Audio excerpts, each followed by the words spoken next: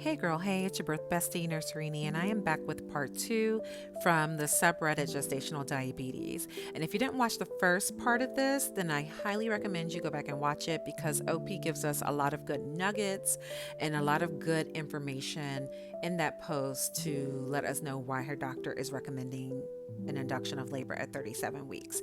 I also break down what she's offering in there because, again, it's a lot of good information. So, go back and check it out, then come back here.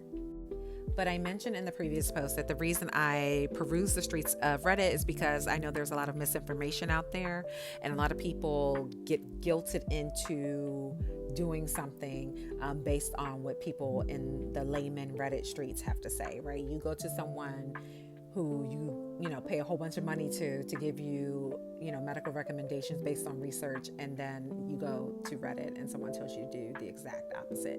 So in response to this woman wondering whether or not it's standard to be induced with gestational diabetes at 37 weeks like her doctor was recommending, this little pistachio says to my response, which I told the woman, yes, pretty standard based on what you've written here, but you should talk to your doctor about any concerns.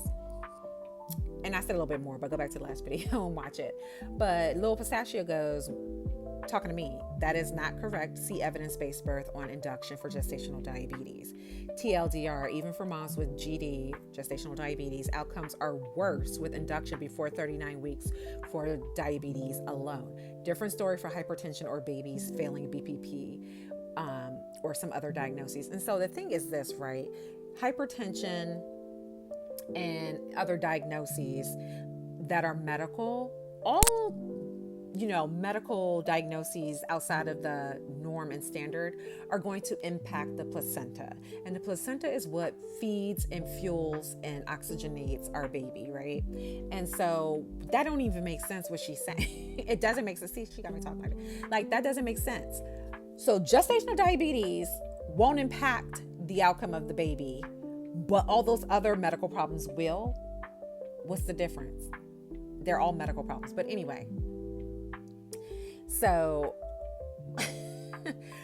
Frogs Gorbit 737 says to this woman who's wrong, that depends on the reasoning. If she's having a large baby, they are gaining a pound a week in those last few weeks. It could be the difference between 8 pounds and 11 pounds, exactly. Both of mine were 8.5 pounds at 37 to 38 weeks, and if I had waited until after 39, I'd probably have not been able to have birthed them vaginally. She's right.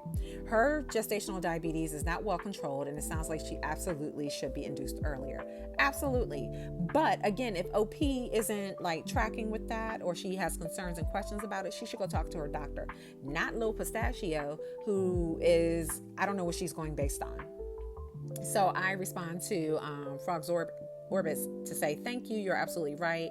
There's an obvious reason her provider is as concerned and upped her medication doses. So I responded to her and said, incorrect, and I also teach evidence-based medicine and was the subject matter expert for nursing practice and maternal health. ACOG, which is the governing body that OBs practice by, has many articles and lots of research, and it recommends delivery between 37 and 38 weeks for uncontrolled diabetes. She's had elevated glucose readings and was put on meds. Can y'all still tell that I'm still upset about this? This was like 20 days ago. Oh my goodness. Continue to have iffy numbers, so the dose was increased. And she said, quote, under control for the most part equals uncontrolled, and this isn't her fault at all. The risk of the worst outcome is very much real based on research and the evidence for uncontrolled diabetes and continuing to a later gestation. And then I told her, I said, we really have to make sure we are giving advice based on evidence and not just what someone else happens to say. I know a patient who was recommended for induction and decided not to because of what she heard on social media. And let's just say that the very same night she had the ultimate devastating outcome. That's why at the end of the day, I always tell folks to voice their concerns and questions to the provider, and it's precisely what I teach, why I teach childbirth education and what I say, because the amount of misinformation here is astounding. So she responds and says, I guess it depends on what under control for the most part means. I took her for her word on that one. Ma'am, and that's why you don't need to be giving advice. Yeah, because you are not clinical at all. You missed every single sign and bit of information that she gave in that post. But you are very comfortable out here in these streets to just say, don't do what the doctor says. I think you should do this. I don't know. I've heard of evidence based nursing. I mean, evidence based birth or something before. I don't know them, and I'm sure they're fine. I'm sure they're great. I don't know what their background is. I don't know clinically how they are and all that thing, all that like that. I'm just telling you, I have seen Erb's palsy, right? When the baby can't use their arms and stuff like that because nerves are damaged from a shoulder dystocia. I've seen multiple shoulder dystocias. I participated in helping to alleviate those shoulder dystocias with McRoberts. I've seen babies who can't come out of the pelvis, can't descend well, and so you have to go for a C-section and you have to push them back up into the, like, I've seen all these things. I've been in these cases. I've seen giant babies. Have I seen women give birth to big babies vaginally? Absolutely.